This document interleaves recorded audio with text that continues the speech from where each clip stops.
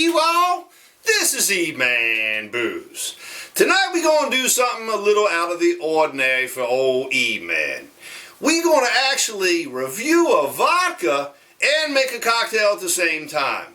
Now, if you know anything about me, I'm really not a huge fan of vodka, mainly because the neutrality of the spirit often renders it kind of boring, kind of like not much flavor. So I usually don't get into it too often, but once in a while you come across one that's really unique and well made. Such is the case with this here Crystal City Vodka from Four Fights Distilling out of Corning, New York. Now, Four Fights Distilling just opened their doors about 2 months ago or so, and they're making this here vodka. They're going to release a moonshine soon, and then they're working on their whiskey profile as well.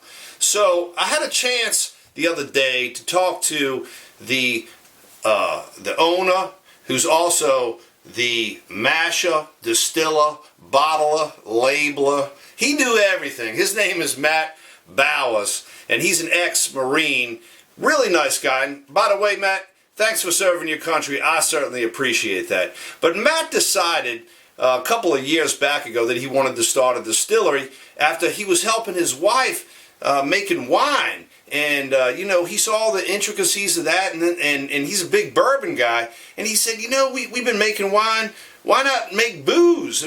You know, it could be a new career for us. So they started the distillery. It's underway. They're doing good things up in Corning. Now, if you know anything about Corning, they make glassware from the Corning, the big company up there, Corning, and things like this here ramekin, this here Pyrex dish. Pyrex was invented in 1915 by the Corning company, so that's even older than me.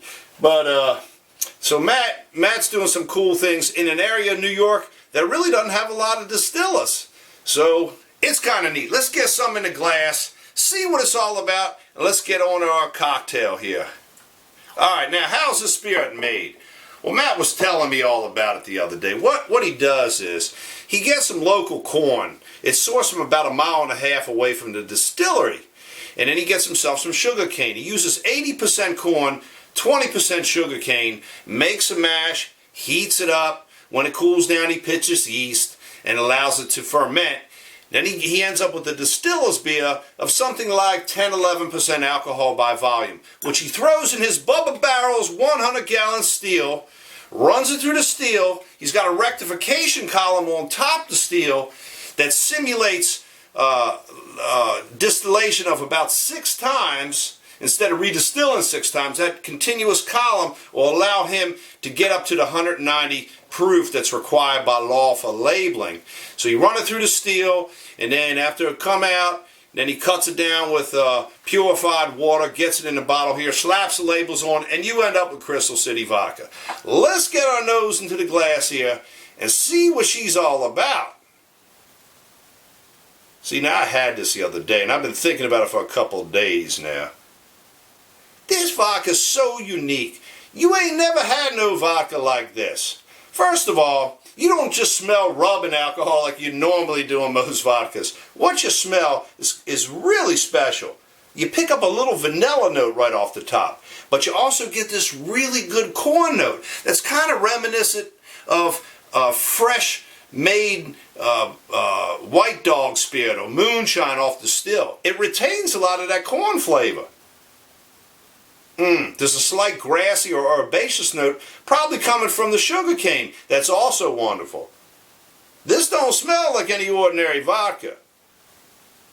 I like it. I like the nose because it's just so different. Let's taste her.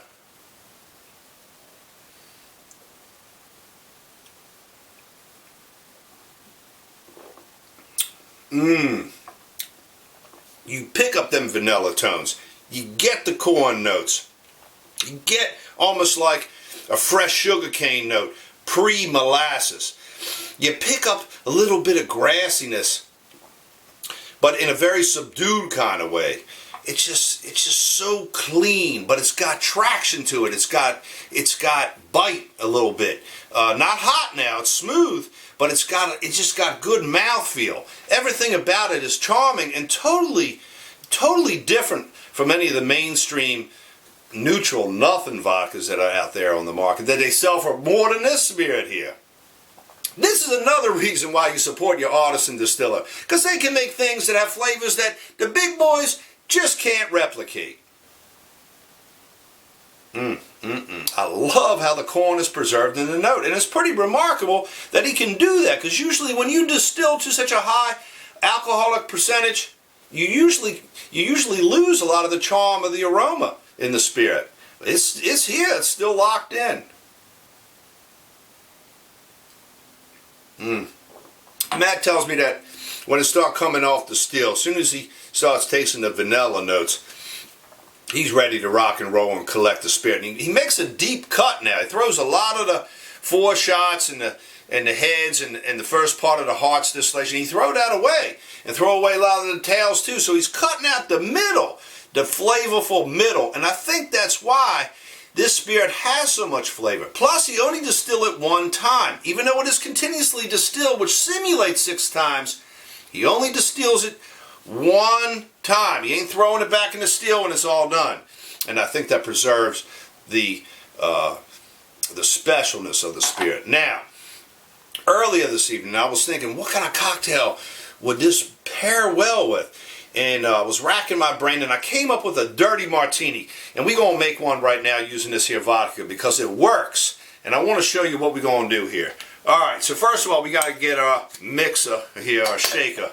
And what I want to do, where's my shot glass at? Oh, we're going to have to grab one from over here somewhere. What'd this one say here? It's my own damn fault. Margaritaville. Alright, that one will work. Probably something from when we was down in Key West. Alright, so what you want to do now here, you want to get yourself 2 shots of this here in the mixer. 1.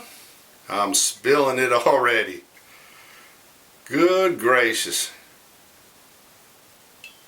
Alright, 2 of them in the cocktail shaker. Now, I want to put a little bit of extra dry vermouth, little less than half a shot. So that'll be kind of like a 1 to 5 ratio. You know what I mean?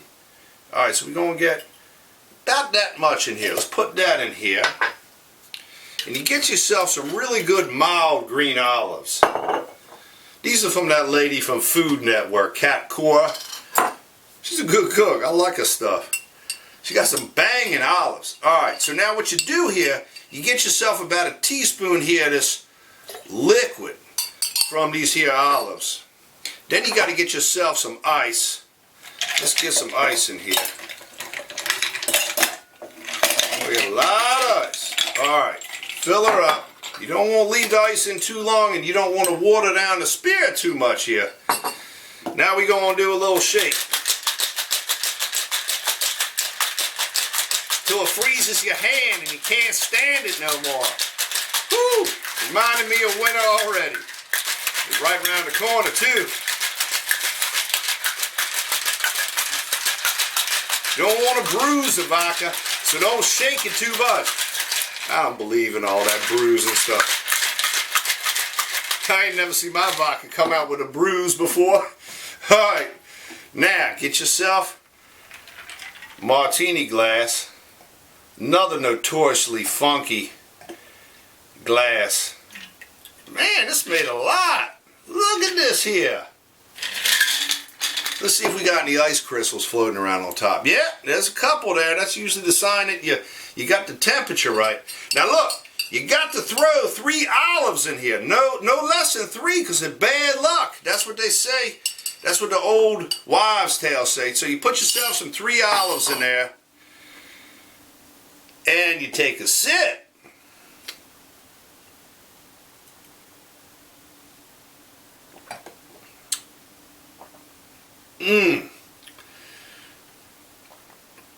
Here's what I love about this here cocktail. The corn notes that are in here pair so well with the olive juice and the olives. It's just something about the little bit of oliviness in the olives. Whatever that is, kind of like a pickled kind of note that goes so well with the corn backdrop of the spirit.